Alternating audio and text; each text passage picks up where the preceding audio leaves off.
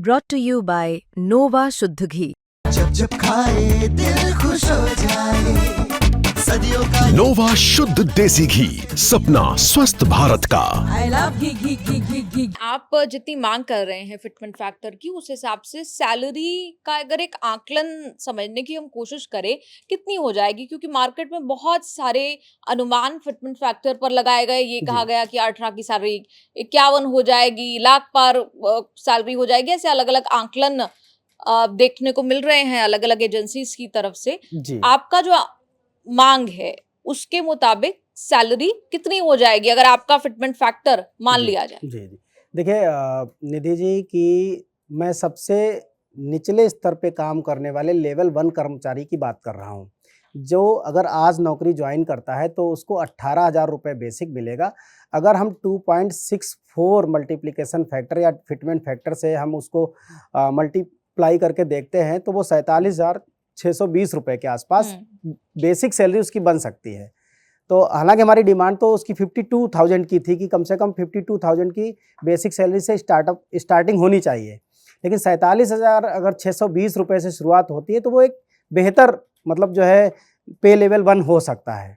तो हमारी डिमांड तो 2.64 की ही रहेगी। अब सरकार कितनी आती है तो हम तो इससे ऊपर की दलीलें भी रखेंगे कि क्या क्या है कि हमारे जो ट्रेंड में जैसे ट्रांसपोर्टेशन है, ट्रांसपोर्टेशन में आमूलचूल परिवर्तन हो गया। अभी तक हम पेट्रोल, सीएनजी, डीजल इनसे ट्रेवल करते थे। अभी पूरी शिफ्टिंग चली गई है जिसको हम बैटरी या इलेक्ट्रिक कहते हैं। वहाँ 40% वैसे ही महंगाई बढ़ गई है।